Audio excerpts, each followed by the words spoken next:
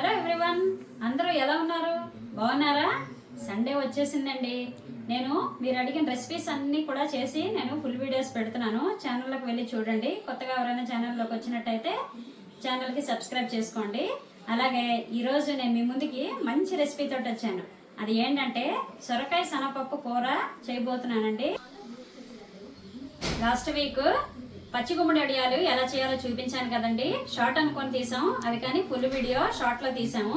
ఛానల్లోకి వెళ్ళి చూడండి. మరి ఈ వీక్ నేను శనగపప్పు సొరకాయ కూర ఎలా చేయాలో చూపిస్తాను నేను మీకు. మరి అది ఎలా చేయాలో, దానికి ఏమేమి పదార్థాలు కావాలో వచ్చేయండి చూసేద్దాం.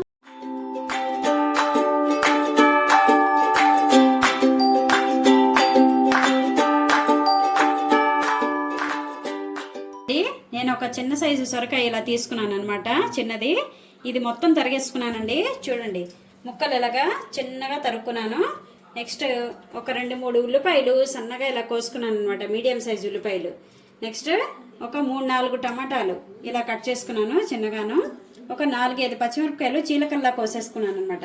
అలాగే గుప్పెడి శనగపప్పు నానబెట్టుకున్నాను, 1 గంట ముందు నానబెట్టుకున్నాను. గుప్పెడి శనగపప్పు అయితే సరిపోతుందండి, ఎక్కువైనా బాగోదు.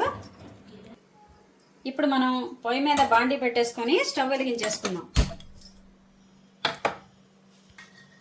ఇప్పుడు నేను ఒక 4-5 చెంచాలు ఆయిల్ వేసుకుంటున్నానండి.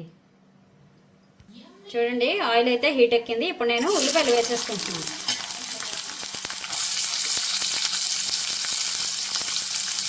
చూడండి, ఉల్లిపాయలు వేసేసాం కదా. ఇప్పుడు మనం మీడియం సైజులో పెట్టుకొని ఉల్లిపాయలను ఒక్కసారి కలిపేసుకుందాం.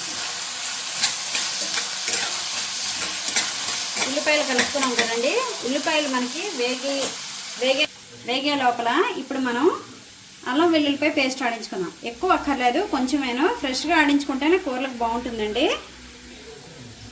చూడండి, చిన్న అల్లం ముక్క, ఎక్కువ అక్కర్లేదు, చిన్న అల్లం ముక్క. ఇది మనం ఇప్పుడు మిక్సీ ఆడించేసుకుందాం. చూడండి, ఉల్లిపాయలు ఈ మాత్రం వేగి మగ్గితే చాలు, సరిపోతుంది. ఎందుకంటే మనం ఇప్పుడు అల్లం వెల్లుల్లి పేస్ట్తో పాటు వేయించుకుంటాం కాబట్టి. చూడండి, అల్లం వెల్లుల్లి పేస్ట్ కచ్చపిచ్చ అలా ఆడేసుకున్నాను అనమాట. ఇది మనం ఇప్పుడు పచ్చి వాసన పోయేంత వరకు వేయించుకుందాం. మళ్ళీ చెప్తున్నానండి, ఎప్పుడైనా సరే మనం కర్రీస్ చేసుకున్నప్పుడు కానీ బిర్యానీస్ చేసుకున్నప్పుడు కానీ అల్లం వెల్లుల్లి పేస్ట్ ఫ్రెష్గా ఆడించుకుంటేనే బాగుంటుందండి దాని టేస్ట్. నేను చెప్పానని కాదు, మీరు కూడా ఒకసారి ట్రై చేయండి, తెలిసే ఉంటుంది అందరికీను. అల్లం వెల్లుల్లిపాయ పేస్ట్ పచ్చివాసన పోయిందండి, బాగా వేగింది. ఉల్లిపాయ కూడా ఈ మాత్రం ఉంటే సరిపోతుంది. ఇప్పుడు నేను సొరకాయ ముక్కలు వేసేసుకుంటున్నాను. అలాగే శనగపప్పు కూడా వేసేసుకుంటున్నాను. శుభ్రం కడిగి పెట్టుకున్నానండి. సొరకాయ ముక్కలు శనగపప్పు వేసుకున్నాం కదండి. ఇప్పుడు మనం ఒకసారి కలుపుతున్నాం.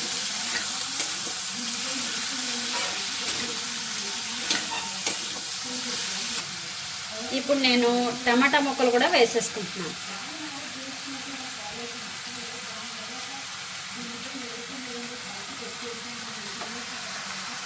అలాగే పచ్చిమిరపకాయలు చీలికలు కూడా వేసేసుకుంటున్నాను. ఇప్పుడు 1/2 టేబుల్ స్పూన్ పసుపు.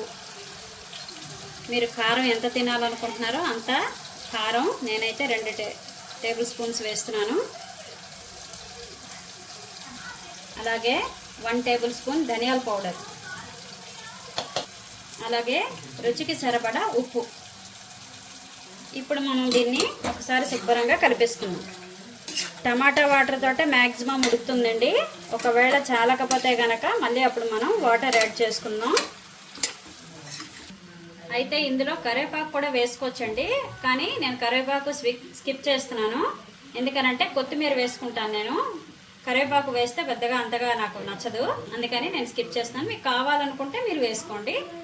ఇప్పుడు మనం 10 నిమిషాలు, 1/2 గంట సేపు మూత పెట్టేద్దాం.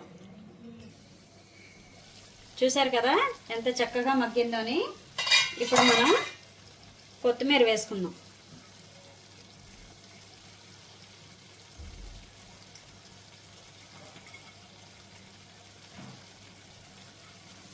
కొత్తిమీర వేసుకున్నాం కదండి.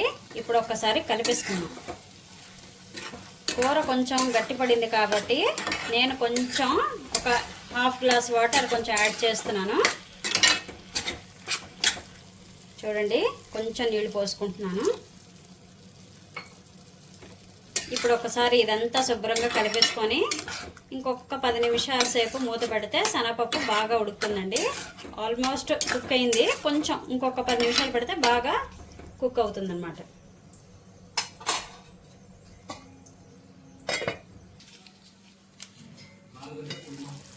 చూసారు కదండి ఎంత చక్కగా మగ్గిపోయిందని.